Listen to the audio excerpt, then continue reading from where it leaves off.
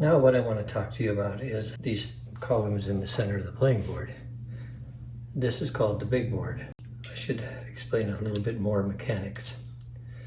When the value of a stock goes up to here to split, it gets revalued back to issue, and all the people holding that share get $1 a share, whether it's common or preferred. That's the same for all of these with split. On the other side of it, when yellow and blue go down here to roll back, if you had 2 shares, it gets reissued to 1, so you turn in half your shares.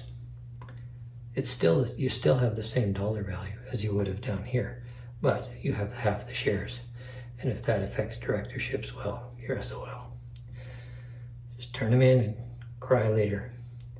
So if it's this company here, red or green, and they go down to here, that company's now bankrupt, and it gets reissued back to here.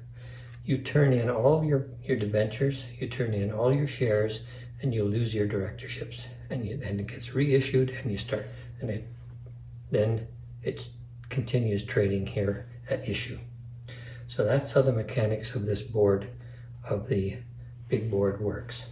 Now I guess the next question is, how does that change in value? There are basically 3 rings on the playing board.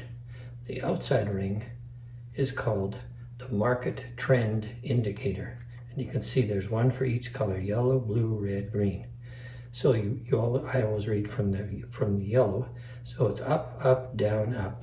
That tells you the direction, the trend. Okay, this is the market trend indicator.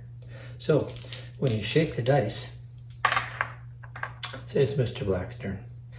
He goes 1, 2, 3. So we got 1, 2, 3. Okay, so he landed here. The market trend indicator says up, down, up, up. By how much? By 2, by this one. This tells you in ticks, how many ticks the market changes by, and that tells you the trend. So it says up, down, up, by 2.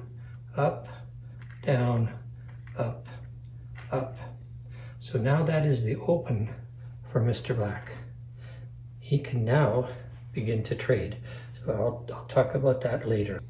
So there is another part of the market called the promotional part, and that is when Mr. Black does transactions.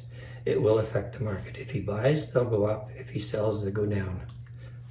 Whatever he buys or sells. That is basically how the big board works. Now, what would happen next?